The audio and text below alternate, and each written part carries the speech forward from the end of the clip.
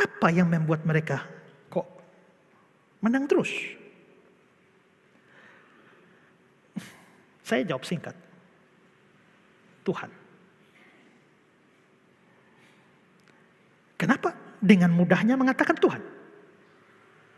Lalu kalau begitu, apakah kehancuran Arab Tuhan juga? Ya. Apakah penderitaan Palestina Tuhan juga? Ya.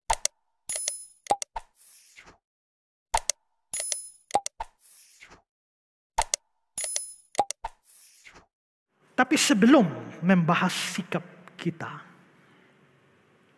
saya mau mengajak kita dulu untuk refleksi sejenak. Tadi saya sudah cerita panjang lebar, ini belum ada satu ayat keluar juga kan?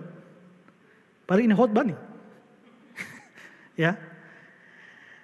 Saya mencoba melihat ini, bahwa memang rasanya ajaib kalau melihat peperangan-peperangan, cerita di balik peperangan ini, bahwa Israel bisa memenangkan semua peperangan besar.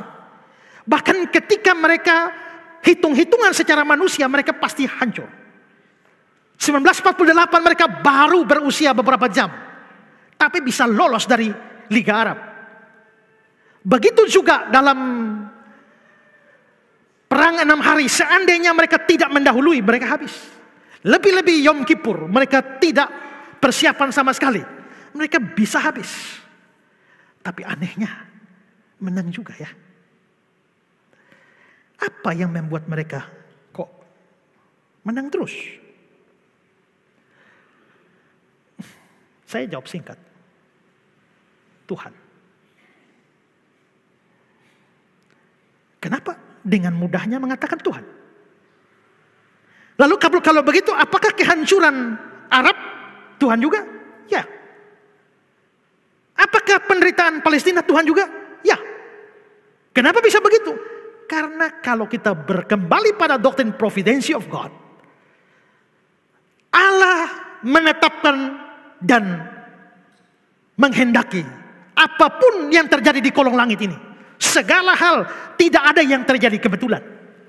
Kalau segala sesuatu terjadi atas kehendak Allah, tidak ada yang kebetulan, maka kekalahan-kekalahan Arab, maka kemenangan-kemenangan Israel, maka peperangan-peperangan yang terjadi, semua itu toh atas kehendak Tuhan juga. Doktrin providensi kita mengajarkan bahwa hal-hal kecil di dunia ini yang terjadi, tidak ada yang terjadi di luar kehendak Tuhan.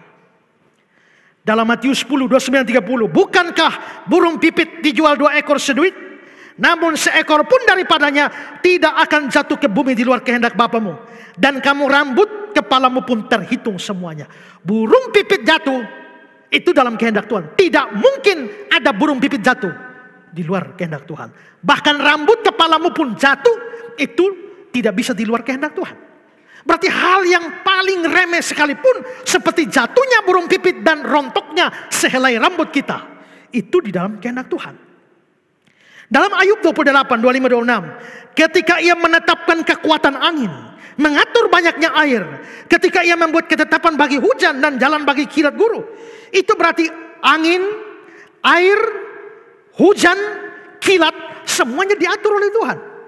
Dia menetapkan kekuatan angin, berarti termasuk seroja, itu pun juga dari Tuhan. Dia membuat ketetapan bagi hujan, hujan non-stop sampai banjir, itu juga pasti dari Tuhan. Ayub 37, karena kepada salju dia berfirman, jatuhlah ke bumi, kepada hujan lebat, hujan terus, jadilah deras. Awan pun dimuatinya dengan air, awan memancarkan kilatnya, kilatnya menyambar-nyambar seluruh penjuru menurut pimpinannya, pimpinan Tuhan. Berarti semua fenomena alam yang terjadi, ada kehendak Tuhan di balik semua. Itu hal-hal remeh-remeh, itu Tuhan ngatur.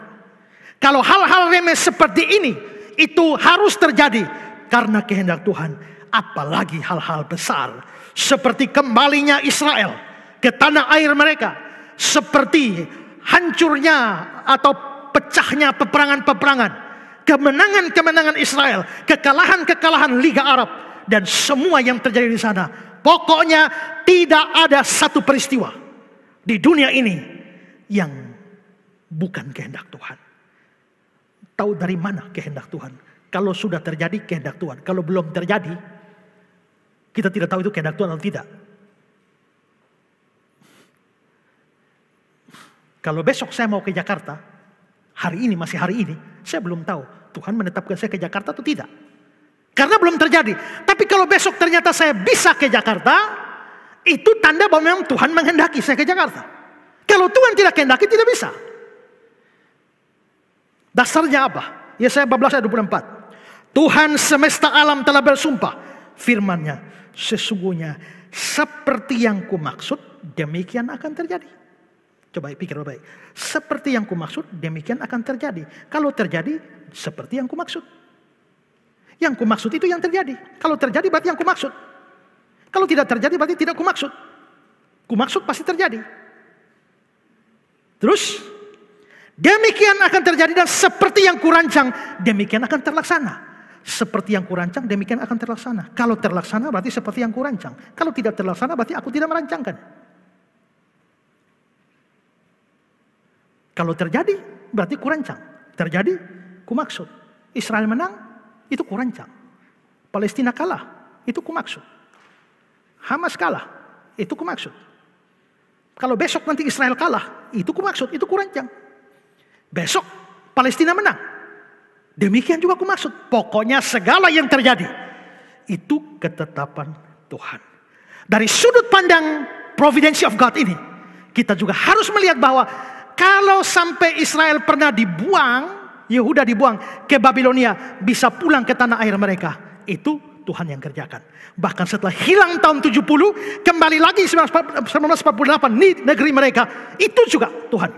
Maka dalam Yeremia 16 ayat 15 dibilang, sebab aku akan membawa mereka pulang ke tanah yang telah kuberikan kepada nenek moyang mereka. Berarti kembalinya mereka, sekalipun konteks ayat ini bicara kembalinya dari Babilonia pada masa itu, tapi kalau ayat ini kita lihat dalam sejarah Israel, kembalinya mereka selama hampir 2000 tahun keluar dari wilayah mereka, juga pasti Tuhan yang membawa mereka. Dan demikian juga kemenangan-kemenangan mereka. Ya, Amsal 21 ayat 31 bilang, kuda diperlengkapi untuk hari peperangan, tapi kemenangan ada di tangan Tuhan. Kalau sampai Israel menang, itu di tangan Tuhan. Sekarang perhatikan Sakaria 12. Memang ada beda penafsiran, tapi saya condong dengan tafsiran dari Wycliffe yang mengatakan ini nubuatan ke depan. Firman Tuhan tentang Israel, sesungguhnya aku membuat Yerusalem menjadi pasu yang menyebabkan segala bangsa di sekelilingnya menjadi pening. Perhatikan yang buat siapa? Aku yang buat. Juga Yehuda akan mengalami kesusahan ketika Yerusalem dikepung. Maka pada waktu itu aku akan membuat, lagi-lagi aku, Tuhan membuat Yerusalem menjadi batu untuk diangkat bagi segala bangsa. Siapa yang mengangkatnya pastilah mendapat luka parah. Terus, segala bangsa di bumi akan berkumpul melawannya. Sesudah itu kaum-kaum di Yehuda akan berkata dalam hatinya, penduduk Yerusalem mempunyai kekuatan oleh karena Tuhan semesta alam, Allah mereka. Pada waktu itu aku akan membuat kaum-kaum Yehuda seperti anglo berapi di tengah-tengah timbunan kayu, dan seperti suluh berapi di tengah-tengah timbunan bulir gandum. Api keduanya akan menjilat ke kanan ke kiri segala bangsa di sekelilingnya. Tapi Yerusalem selanjutnya akan tetap tinggal di tempatnya yang dahulu. Pada waktu itu Tuhan akan melindungi penduduk Yerusalem, dan orang-orang yang tersandung di antara mereka pada waktu itu akan menjadi seperti Daud. Keluarga Daud akan menjadi seperti Allah, seperti malaikat Tuhan yang mengaliri, yang mengepelai mereka. Maka pada waktu itu aku berikhtiar memunahkan segala bangsa yang menyerang Yerusalem. Saudara lihat, terlepas dari kontroversi ayat ini, itu merujuk pada masa lalu atau masa depan. Tapi kemenangan-kemenangan mereka, itu pasti Tuhan yang bikin. Tidak bisa tidak. Nah, maka ini harus menjadi pelajaran bagi kita. Bahwa apa? Semua keberhasilan, semua kesuksesan, semua kemajuan, keuntungan, keamanan, prestasi-prestasi kita dalam hidup ini, semuanya harus berasal dari Tuhan. Karena itu tidak boleh ada di antara kita menjadi sombong, lupa diri, merasa bahwa semua keberhasilan itu dari diri kita sendiri.